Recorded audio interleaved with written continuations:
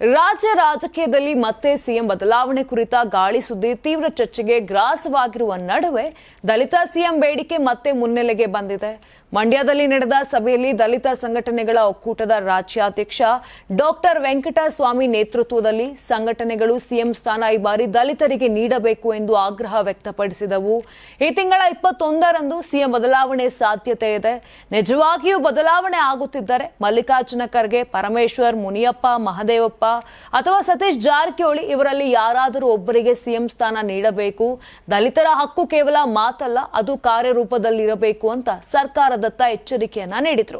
ಇನ್ನು ಸರ್ಕಾರ ದಲಿತರಿಗೆ ಅವಕಾಶ ನೀಡದಿದ್ದರೆ ವಿಧಾನಸೌಧಕ್ಕೆ ಮುತ್ತಿಗೆ ಹಾಕುವ ಎಚ್ಚರಿಕೆ ನೀಡಿದ ದಲಿತ ಮುಖಂಡರು, ದಲಿತರ ಸಹನೆಗೆ ಮಿತಿ ಇದೆ, ಹಕ್ಕು ತಪ್ಪಿಸಿದ್ರೆ ರಾಜ್ಯಾದ್ಯಂತ ಪ್ರತಿಭಟನೆಗಳು ಜೋರಾಗಲಿವೆ ಅಂತ ಎಚ್ಚರಿಕೆಯನ್ನ ಕೂಡ ಕೊಟ್ಟರು. ಸಿಎಂ ಬದಲಾವಣೆ ಕುರಿತ ಚರ್ಚೆ ನಡುವೆಯೇ ದಲಿತ ಸಿಎಂ ಕೂಗು ರಾಜಕೀಯ ವಲಯದಲ್ಲಿ ಹೊಸ ಕಾವನ್ನ ಸೃಷ್ಟಿಸಿದೆ. ರಾಜ್ಯದಲ್ಲಿ ದಲಿತರ ಭವಿಷ್ಯವನ್ನ ರೂಪಿಸೋದ್ರಲ್ಲಿ ನೀತಿ ನಿಯಮಗಳನ್ನು ನಿರೂಪಿಸೋದ್ರಲ್ಲಿ ಕಾಯ್ದೆ ಕಾನೂನುಗಳನ್ನು ಅಗತ್ಯ ಬಿದ್ದರೆ ತಿದ್ದುಪಡಿ ಮಾಡೋದು, ಇಲ್ಲಾಂದರೆ ಹೊಸದಾಗಿ ಜಾರಿ ಮಾಡಿಸ್ತಕ್ಕಂಥ ಕೆಲಸದಲ್ಲಿ ಅನೇಕ ಹೋರಾಟಗಳನ್ನು ಮಾಡ್ಕೊಂಬಂದಿದ್ದೀವಿ. ಇವತ್ತು ದಲಿತರ ರಾಜಕೀಯ ಭವಿಷ್ಯವನ್ನು ನಿರ್ಧಾರ ಮಾಡ್ತಕ್ಕಂಥ ಒಂದು ಮಹತ್ತರವಾದಂಥ ಘಟ್ಟದಲ್ಲಿ ದಲಿತ ಸಂಘಟನೆಗಳ ಒಕ್ಕೂಟ ತೊಡಗಿಸ್ಕೊಂಡಿದೆ. ಅದರ ರಾಜ್ಯಾಧ್ಯಕ್ಷನಾಗಿ ಡಾಕ್ಟರ್ ಎಂ ವೆಂಕಟಸ್ವಾಮಿ ಕೆಲವು ವಿಷಯಗಳನ್ನು ತಮ್ಮ ಮುಂದೆ ನಾನು ಪ್ರಸ್ತಾಪ ಮಾಡ್ತಾ ಇದ್ದೀನಿ. ಕಾಂಗ್ರೆಸ್ ಪಕ್ಷದಲ್ಲಿ ಕುರ್ಚಿಯ ಕಿತ್ತಾಟ ಕಳೆದ 20 ದಿವಸಗಳಿಂದ ಆರಂಭ ಆಗಿದೆ. ಮುಖ್ಯಮಂತ್ರಿ ಬದಲಾವಣೆ ಮತ್ತು ಮುಖ್ಯಮಂತ್ರಿ ಕುರ್ಚಿ ಯಾರಿಗೆ ಬೇಕು ಅನ್ನೋದು ದೊಡ್ಡ ಚರ್ಚೆ ನಡೀತಾ ಇದೆ. ಖುದ್ದು ಸಿದ್ದರಾಮಯ್ಯ ಅವರ ಮಗ MLC ಯತೀಂದ್ರ ಅವರು ಬೆಳಗಾವಿಯಲ್ಲಿ ಮಾತಾಡ್ತಾ ಒಂದು ಸುದ್ದಿ ಆಯ್ತದು. ರಾಜ್ಯ ಮಟ್ಟದಲ್ಲಿ, ರಾಷ್ಟ್ರ ಮಟ್ಟದಲ್ಲೂ ಕೂಡ ಸುದ್ದಿ ಆಗೋಯ್ತು. ಸಿದ್ದರಾಮಯ್ಯ ಅವರ ನಂತರ ಸಮರ್ಥವಾಗಿರ್ತಕ್ಕಂಥ ಆಡಳಿತ ಕೊಡ್ತಕ್ಕಂಥವರು ಸತೀಶ್ ಜಾರಕಿಹೊಳಿ ಅನ್ನೋದನ್ನ ಅದು ಉದ್ದೇಶಪೂರ್ವಕವಾಗಿ ಹೇಳಿದ್ದು ಅಂತ ನಾವು ಕೂಡ ಭಾವಿಸ್ತೀವಿ. ಎಲ್ಲರೂ ಚರ್ಚೆ ಆಗ್ತದೆ. ಇದರ ಪರ ವಿರೋಧಗಳು ದೊಡ್ಡ ಚರ್ಚೆಗಳಾದವು. DK ಶಿವಕುಮಾರ್ ಅವರ ಹತ್ತಿರದ ಶಾಸಕ ಹುಸೇನ್ ಅವರು, ರಾಮನಗರ ಶಾಸಕರು, ಅವರು ಒಂದು ಮಾತನ್ನ ತಕ್ಷಣ ರಿಯಾಕ್ಟ್ ಕೊಟ್ಟರು. ಏನಂತ ಹೇಳಿದ್ರೆ, DK ಶಿವಕುಮಾರ್ ಮುಖ್ಯಮಂತ್ರಿ ಆಗೋದರಲ್ಲಿ ಯಾವ ಅನುಮಾನನೂ ಇಲ್ಲ. ರಿಯಾಕ್ಷನ್, ಇದೊಂದು ಪ್ರತಿಕ್ರಿಯೆಯಾಗಿ ಅವರು ಮಾತಾಡಿದ್ದು. 2 ಸಲ 3 ಸಲ ಮಾತಾಡಿದ್ರು. ಈ ಮಧ್ಯೆ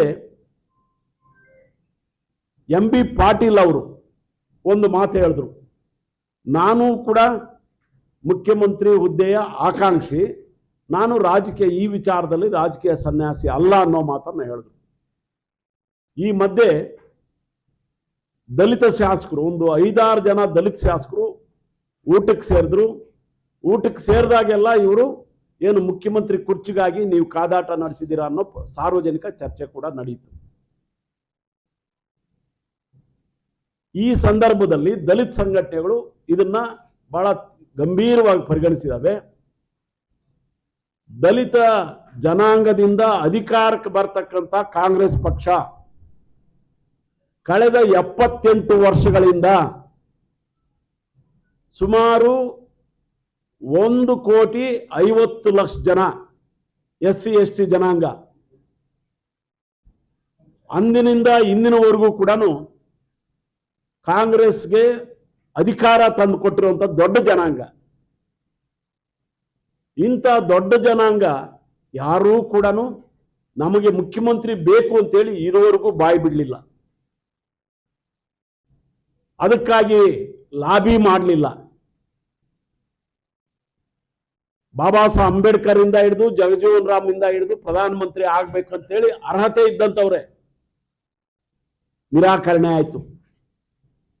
ಕರ್ನಾಟಕ ರಾಜ್ಯದಲ್ಲಿ B ಬಸವಲಿಂಗಪ್ಪ ಅವರು, N ರಾಚಯ್ಯ ಅವರು, ಈ ಭಾಗದವರು, ಮಲ್ಲಿಕಾರ್ಜುನ ಸ್ವಾಮಿ ಅವರು, ಇಂಥವ್ರೆಲ್ಲರೂ ಕೂಡ ಅರ್ಹತೆ ಇದ್ರು, ಸಮರ್ಥರು ಇದ್ರು, ಕಾಂಗ್ರೆಸ್ ಅಲ್ಲಿ ಯಾವುದೇ ರಾಜಕಾರಣಿಗೂ ಏನು ಕಡಿಮೆ ಇಲ್ಲ ಅನ್ನೋದನ್ನ ತಮ್ಮ ಆಡಳಿತದ ಮೂಲಕ ತೋರ್ಪಡಿಸಿದ್ದಾರೆ.